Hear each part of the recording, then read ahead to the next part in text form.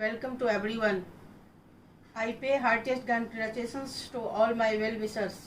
आज के क्लास में मेरे सभी वेल विशर्स का दिल से अभिनंदन है, स्वागत है, जिन्होंने इस क्लास को सक्सेसफुल बनाया है। इस लॉकडाउन की अवधि में आप लोग धैर्य रहकर ऑनलाइन क्लास का फ़ायदा उठाएं और अपने एग्ज़ाम में ज़्यादा से ज़्यादा स्कोर करने का कोशिश करें। ये जीवन भी एक तरह से एग्ज़ाम ही है। आप पढ़ाई सिर्फ एग्ज़ाम में ज़्यादा परसेंटेज लाने के लिए मत कीजिए, कुछ सीखने के लिए भी, ताकि आप अपने आगे के जनरेशन्स को अच्छा से अच्छा दे सके। और इस लॉकडाउन की अवधि में जो आप ऑनलाइन क्लास का फ़ायदा कर रहे हैं, ये सिर्फ अपने लिए नहीं, आप अपने आगे के जनरेशन्स के लिए प्लस देश और समाज के एकेडमिक लेवल को भी आप हाई अप कर रहे हैं। ये आपके लिए बहुत बड़ा योगदान होगा यदि आप घर पर रहकर कॉन्शियस होकर और पूरे 100% देकर आप यदि स्टडी करते। तो चलिए हम और आप मिलकर अपने देश और समाज का एकेडमिक लेवल हाई करते हैं आज के इस क्लास से। आज के क्लास में हम सीखेंगे कि ये पॉलीन्यूक्लियोटाइड चेन किस तरह से ये चेन बनाते हैं, किस तरह से फॉर्म करते हैं।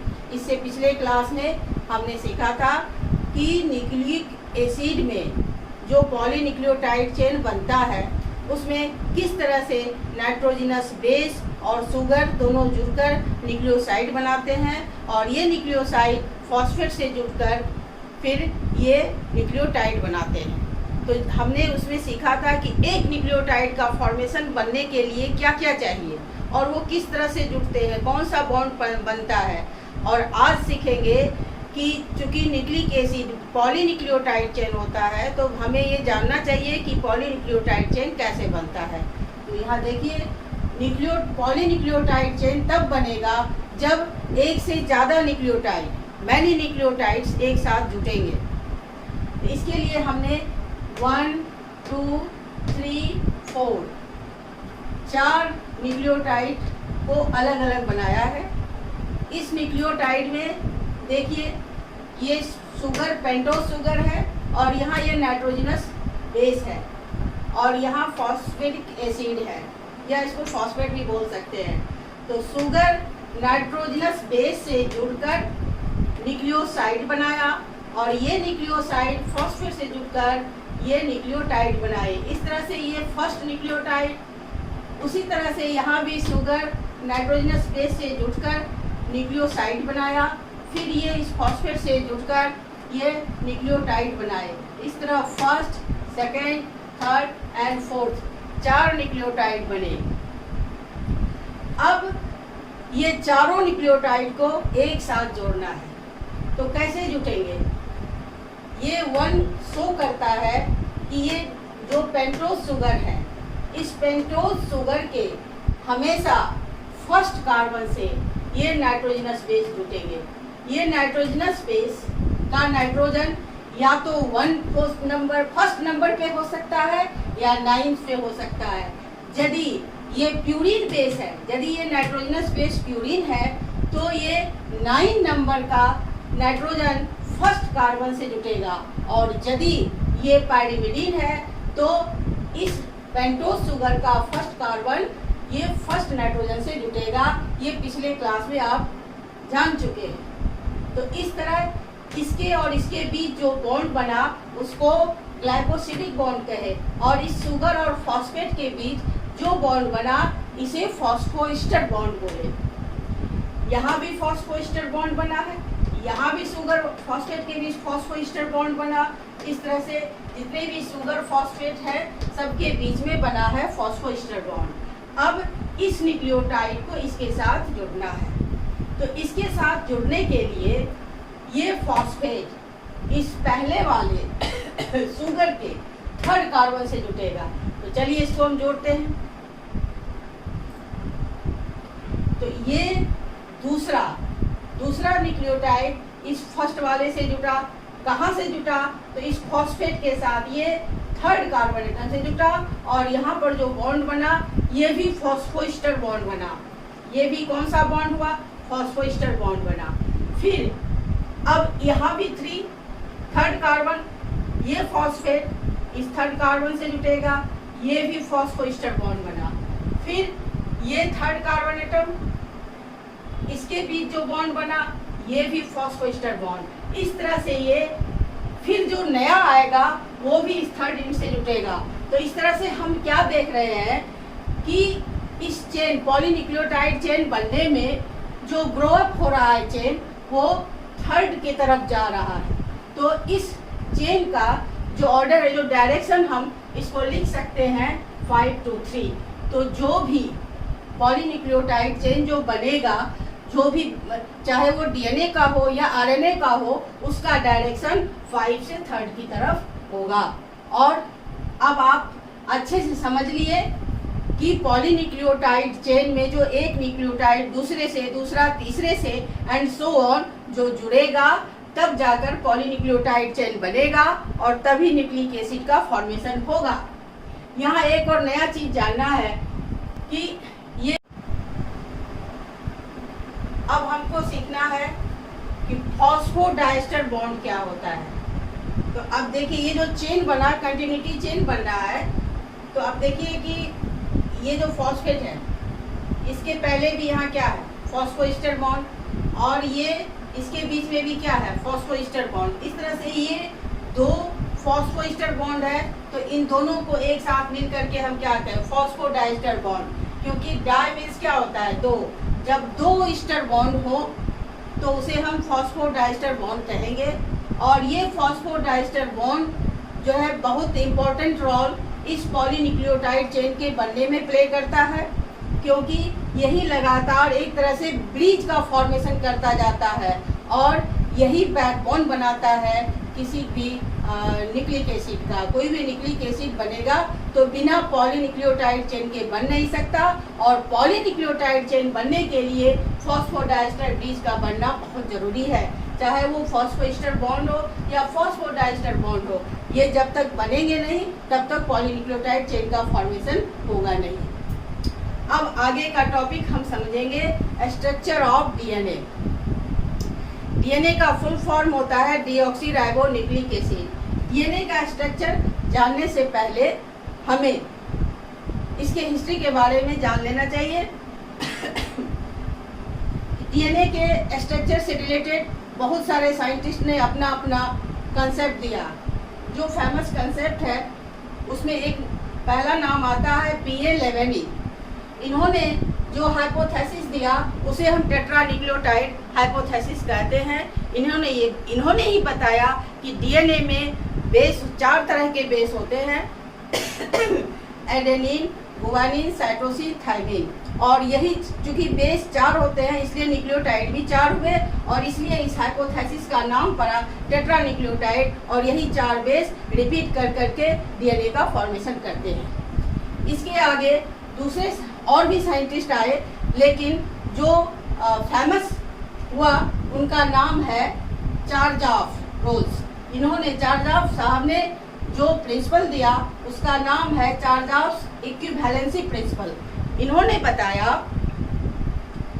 और कैसे बताया, इन्होंने अलग अलग तरह का सैंपल लिया और उस सैंपल से फिर डीएनए का स्टडी किया। स्टडी करने के बाद इन्होंने प्रिंसिपल दिया, वो दिया कि डीएनए में जितना अमाउंट प्यूरिन का होगा उतना ही अमाउंट पाइरिमिडीन का होगा। It means molar concentration of purine is equal to molar concentration of pyrimidine.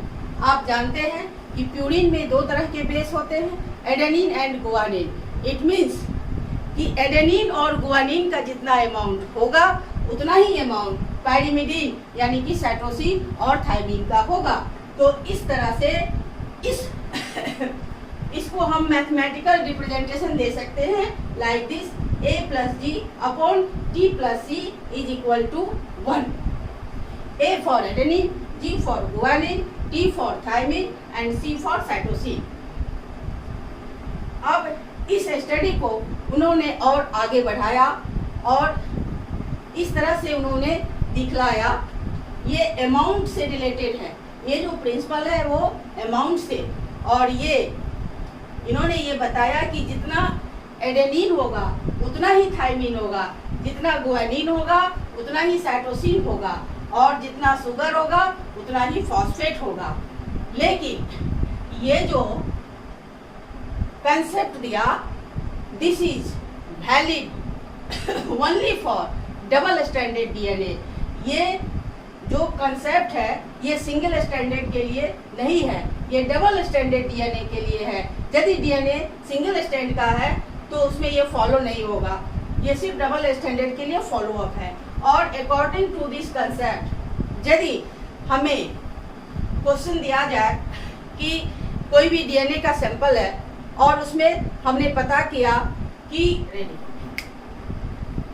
According to this concept, ये जो हमने सीखा कि जितना एडेनिन उतना ही थायमिन, जितना गुआनिन उतना ही साइटोसिन, तो इस कंसेप्ट के हिसाब से यदि हमें सवाल दिया जाए कि कोई डीएनए का सैंपल है और उसमें 10,000 बेसेज हैं और उसमें हमें किसी एक बेस का यदि नंबर पता है तो इस कंसेप्ट के हिसाब से हम सारे का नंबर निकाल सकते हैं। तो 10,000 में यदि सपोज कीजिए कि 2,000 हमें पता चला कि एडेनिन है, तो बाकी का हम इस कंसेप्ट से कैसे निकालेंगे?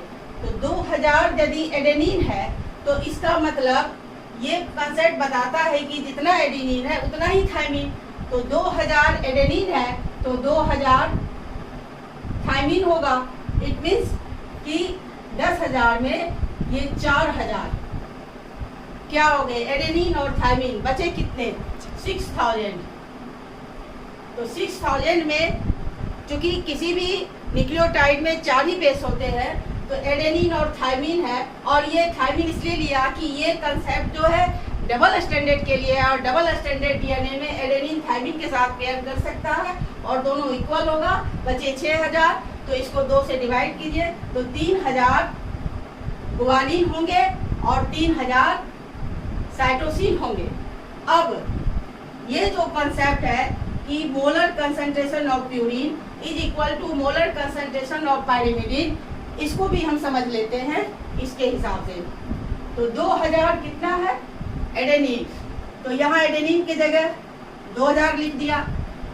और यहाँ पर गुआनिन कितना है? 3,000, तो यहाँ 3,000 लिख दिया। तो 2 और 3 मिलकर कितने हुए? 5, और नीचे ये भी 5। इट मीन्स कि ये 5,000 और ये भी 5,000। इसका मतलब ये जो 4 गाउस इक्विवेलेंसी प्रिंसिपल है ये सही है। इस मैथमेटिक्स से आप समझ गए होंगे। अब इस कंसेप्ट को थोड़ा और आगे बढ़ाया गया मॉडिफाइड फॉर्म में। एक नया फार्मूला आया, बेस रेशियो। इस फार्मूले को कहते हैं बेस रेशियो। ये base ratio formula base pairing के आधार पर बना हुआ है कि एडेनिन हमेशा थायमिन से पेयरिंग करता है और गुआनिन हमेशा साइटोसिन से पेयरिंग करता है। तो ये जो रेशियो है adenine plus thymine upon guanine plus cytosine, इसका जो रेशियो है वो कांस्टेंट होता है। किसी भी स्पीशीज के लिए ये स्पेसिफिक होता है। यदि adenine plus thymine is greater than guanine plus cytosine, तो इसका जो ये वैल्यू जो आएगा यदि 1 से बड़ा होता है तो वो यूकैरियोट होता है, और यदि guanine plus cytosine greater than adenine plus thymine तो ये लेसर देन 1 होगा, और वो जो डीएनए स्ट्रैंड होगा वो प्रोकैरियोट का होगा। इस तरह से आज के क्लास में आपने चार्गाव्स इक्विवेलेंसी प्रिंसिपल को समझा और पॉलीन्यूक्लियोटाइड चेन किस तरह से बनता है ये समझा।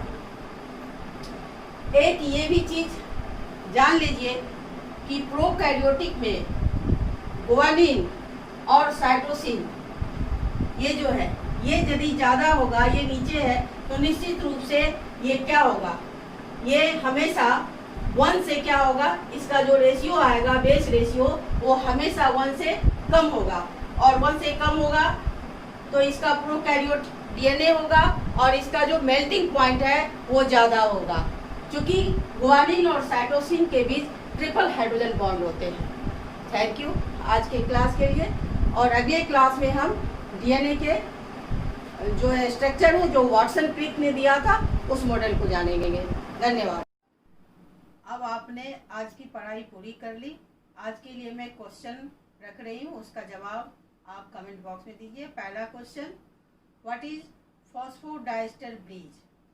The next question, what is glycosidic bond? The third question, why melting point of prokaryotic DNA is higher than eukaryotic DNA? And the next question, the important question is that why purine always combines with pyrimidine?